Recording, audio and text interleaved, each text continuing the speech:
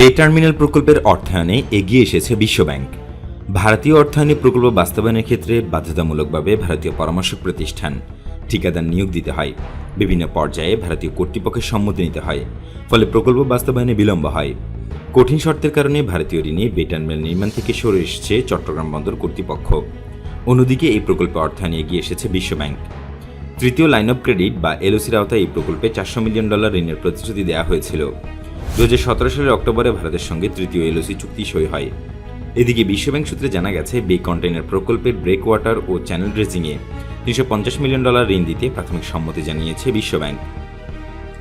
তবে সরকার মূল টার্মিনাল নির্মাণ সহ এই প্রকল্পে বিশ্বব্যাংকের কাছে আরও বেশি ঋণ চায়।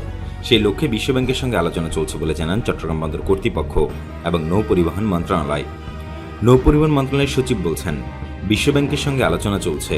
চূড়ান্ত আলোচনা শেষ হলে জানা যাবে বিশ্বব্যাংক থেকে কী পরিমাণ ঋণ পাওয়া যাবে। তবে উন্নয়ন সহযোগী সংস্থাটি প্রাথমিকভাবে অর্থায়নে সম্মতি জানিয়েছে। 3টি বে টার্মিনালের একটি নির্মাণ ও পরিচালনা করবে চট্টগ্রাম বন্দর কর্তৃপক্ষ। এই টার্মিনাল নির্মাণে উন্নয়ন সহযোগী সংস্থার অর্থায়নের পাশাপাশি সরকারি তহবিল ও বন্দরের নিজস্ব তহবিলের অর্থ ব্যয় করা হবে।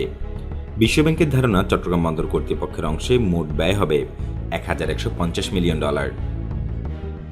এদিকে চট্টগ্রাম বন্দর কর্তৃপক্ষের এক ঊর্ধ্বতন কর্মকর্তা নাম প্রকাশ না করার শর্তে জানান, ভারতীয় এলওসি ঋণের শর্ত অনুযায়ী ইট, বালি, সিমেন্ট সহ নির্মাণ উপকরণ ভারত থেকে আনতে হয়।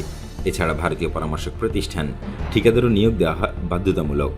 ভারতীয় ঋণের প্রকল্প বাস্তবায়ন পর্যায়ে ভারতীয় কর্তৃপক্ষের সম্মতি নিতে হয়। এতে প্রকল্প বাস্তবায়নে বিলম্ব হয়। ভারতীয় অর্থায়নে বাস্তবায়ন হওয়া এবং বাস্তবায়নাধীন প্রকল্পের অভিজ্ঞতা থেকে বলা যায়, এই ধরনের প্রকল্প পুরোপুরি ভারতীয় ঠিকাদারদের নিয়ন্ত্রণে থাকে। কিন্তু বিশ্বব্যাংক বা এশীয় উন্নয়ন ব্যাংক বা এডিবি ঋণের প্রকল্পে এই ধরনের সমস্যা নেই। আন্তর্জাতিক মানের ঠিকাদার নিয়োগ দিয়ে বে কন্টেইনার টার্মিনাল নির্মাণের লক্ষ্যে ভারতীয় ঋণের পরিবর্তে বিশ্বব্যাংকের ঋণ ব্যবহার অনেক বেশি যুক্তিসঙ্গত হবে। বে টার্মিনালে ভারতীয় ঋণ ব্যবহার না করার সিদ্ধান্ত ইতিমধ্যে প্রধানমন্ত্রীর কার্যালয় ও অর্থনৈতিক সম্পর্ক বিভাগ বা ইআরডিকে অবহিত করা হয়েছে বলে তিনি জানান। বেসরকারি গবেষণা সংস্থা সেন্টার ফর পলিসি ডায়ালগ বা সিবিডির সম্মানীয় ফেলো মোস্তাফিজুর রহমান বলছেন, যে ঋণ বাংলাদেশের পক্ষে বেশি অনুকূল সেই ঋণই নেওয়া উচিত। এক্ষেত্রে ঋণের সুদ, গ্রেস পিরিয়ড, ঠিকাদার নিয়োগ পদ্ধতি সহ অন্যান্য শর্ত পর্যালোচনা করে সিদ্ধান্ত নিতে হবে। আর এই বিষয়ে ভারতের সঙ্গে যদি আগে আলোচনা হয়ে থাকে তাদের অবহিত করতে হবে, তাদের কাছে যৌক্তিকতা তুলে ধরতে হবে। সরকারের পরিকল্পনা অনুযায়ী চট্টগ্রামের হালিশহর সমুদ্র উপকূলে মোট 3টি বে টার্মিনাল নির্মাণ করা হবে। এর মধ্যে একটি নির্মাণ ও পরিচালনা করবে চট্টগ্রাম বন্দর কর্তৃপক্ষ। এছাড়া ব্রেক ওয়াটার, চ্যানেল নির্মাণের কাজ করবে চট্টগ্রাম বন্দর। রেলপথে কন্টেইনার পরিবহনের রেল স্থাপনার আরও একটি প্রকল্প বাস্তবায়ন করবে বাংলাদেশ রেলওয়ে। এছাড়াও সড়কপথে বে টার্মিনালের জন্য প্রকল্প নেওয়া হবে। বাকি 2টি টার্মিনাল হবে সরকারি বেসরকারি অংশীদারিত্ব বা পিপিপির ভিত্তিতে। এই 2টি টার্মিনাল নির্মাণ ও পরিচালনা করবে ডিপি ওয়ার্ল্ড, সংযুক্ত আরব আমিরাত এবং পিএসএ সিঙ্গাপুর।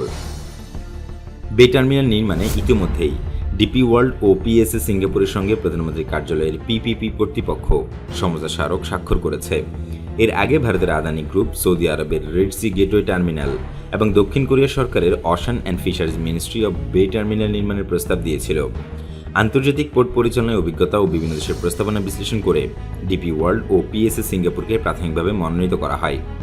প্রতিটি টার্মিনালে 300 মিটার করে 6টি জেটি থাকবে। কমপক্ষে 5000 TEU ধারণ ক্ষমতার প্রায় 12 মিটার ড্রাফট ও 285 মিটার দৈর্ঘ্যের জাহাজ নোঙর করতে পারবে। প্রায় 35টি জাহাজ এই টার্মিনালে নোঙর করতে পারবে এবং অতিরিক্ত 50 লাখ কন্টেইনার হ্যান্ডেলিং সম্ভব হবে। জাহাজ চলাচলের জন্য জোয়ার ভাটার অপেক্ষা করতে হবে না। আগামী বছর শুরু করে 2026 সালের মধ্যে বে টার্মিনাল নির্মাণ কাজ সম্পন্ন করার লক্ষ্যে নির্ধারণ করা হয়েছে। 2018 সালের 1 নভেম্বর বে টার্মিনাল নির্মাণ প্রকল্পের উদ্বোধন করেছিলেন প্রধানমন্ত্রী শেখ হাসিনা। কিন্তু চূড়ান্ত সম্ভাব্যতা সমীক্ষা, অর্থায়ন সহ নানা জটিলতায় প্রকল্পের বাস্তবায়ন কাজ এখনও শুরু করা সম্ভব হয়নি।